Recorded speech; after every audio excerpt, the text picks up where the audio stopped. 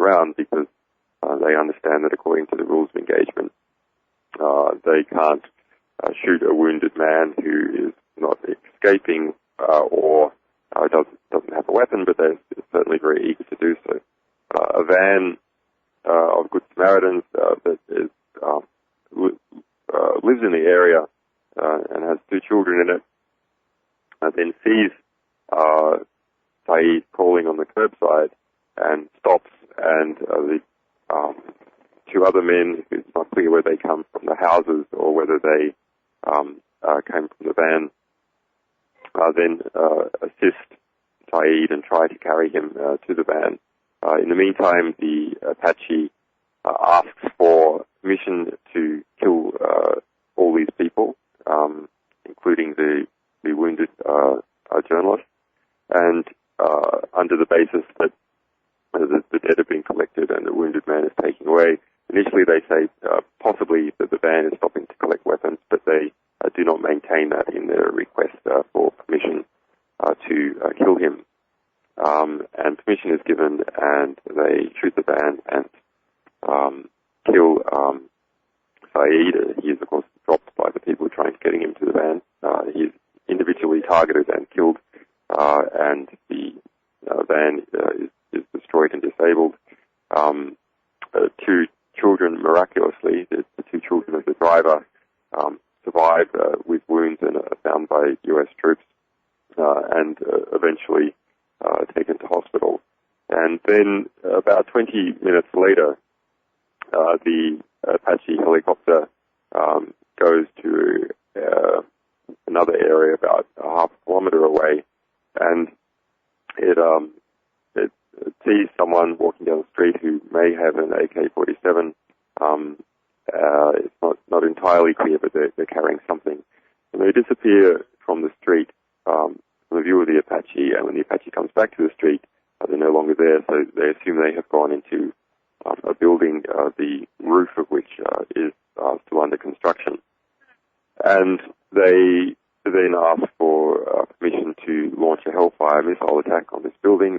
However, this is a busy street, and there's other buildings on the side, and the bottom floors of that building have been completed, and we know, in fact, that 3 families were living in the bottom stories of that building. They line up and get ready to fire their missile, and a pedestrian has been walking in the point of view of the gun camera across the scene. They do not bother to pause for him, even though there's plenty of ample of opportunity to not fire or to come around again. They launch the Hellfire missile into the building. The pedestrian is blown to smithereens, and apparently 7 people who were also in that building were also killed. We sent people to Baghdad and obtained the death certificate of the wife of the owner who was killed that day in the building, and a number of other women were also killed. Then civilians from the street gather around to look at to see whether there's any survivors and pick their way through the outskirts of the debris, and the Apache comes around, and this time the other Apache, there's 2, fires another missile, thermobaric missile, into the building, and we don't actually see that missile explosion. However, we hear them talking about it, and when the Apache comes around again and we see the building again, there's more smoke and more debris, and no sign of these rescuers who are going to the aid of the wounded or killed in that building. And the Apache fires in a 3rd missile and destroys the building somewhat. And that is the end of the tape. All right, now I got a lot of questions for you here, and let's see, I guess we got about 12 minutes.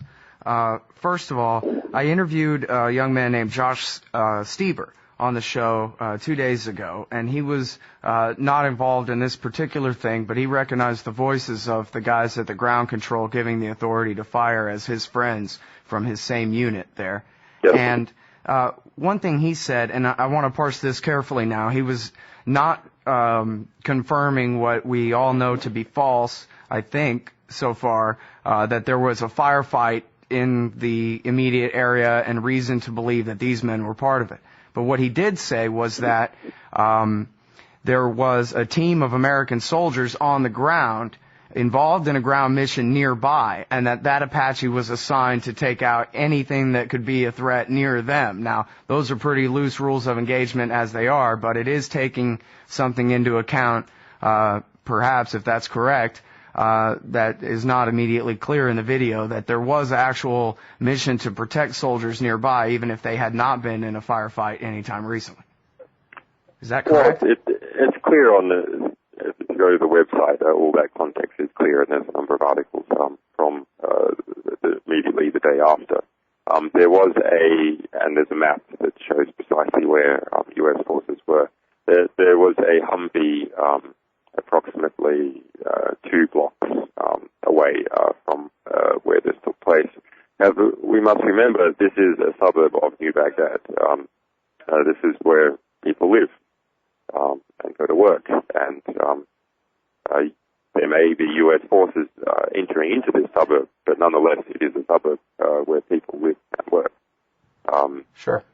And yes, as far as we understand, that Apache was called in by in response to hearing small arms fire somewhere in the vicinity of that suburb, but 28 minutes beforehand.